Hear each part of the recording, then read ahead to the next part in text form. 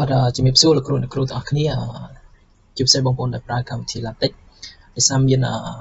បងប្អូនយើងខមមិនសួរទាក់ទងទៅនឹង LaTeX ហ្នឹងខ្ញុំក៏ធ្វើវីដេអូបន្តមួយទៀតទាក់ទងទៅនឹងដើម្បីចង់ដឹងថាយើងតម្លើងបាន full ឬក៏អត់ទេនេះខ្ញុំធ្វើតពីវីដេអូរបៀបតម្លើងអញ្ចឹងយើង run វាសាកសិនមកដំបូងឡើយយើងសាក run អីបន្តិចមកយើងយកពាក្យចូលឡើងពាក្យ file នេះបាទយកឡើង file នេះមកយើងយក new template មួយសិនមកแล้วយើង run អីក៏បានដែរតែឥឡូវខ្ញុំយកអានេះទៅយើងមិនបាច់ទៅសេខ្ញុំយកចេះមកទៅយើងចូលរបៀប article បែបនេះក៏បានដែរអញ្ចឹងយើងយក OK មកបាទអញ្ចឹងវាចុចចេះមកអញ្ចឹងយើងគ្រាន់តែ run test ប៉ុណ្ណឹងសិនទេឥឡូវយើងចុច run ទាំងអស់គ្នាទៅបាទបន្ទាប់ពីយើង run វាចេញបែបហ្នឹងបានន័យថា LaTeX របស់យើងបានតម្លើងបានជោគជ័យហើយ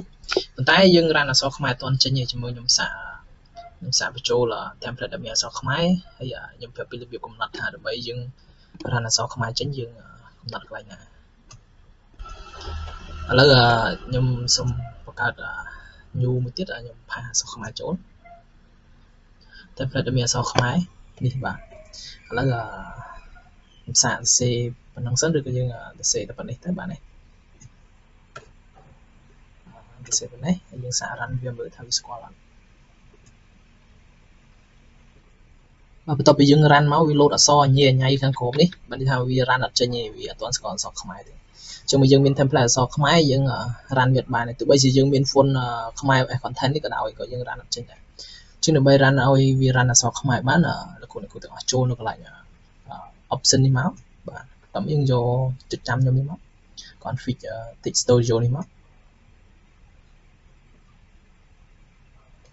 បើវាចេញប៉ុណ្ណឹងលោកគ្រូអ្នកគ្រូចូលកន្លែង build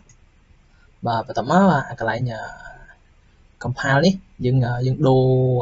វាទៅជា C LaTeX នេះវិញបាទនេះយកមកនេះយើងយកទៅជា C LaTeX ហើយបន្តមកយើងយក OK បាទយើងកំណត់ប៉ុណ្ណឹងឥឡូវយើងសាក run វាម្ដងទៀត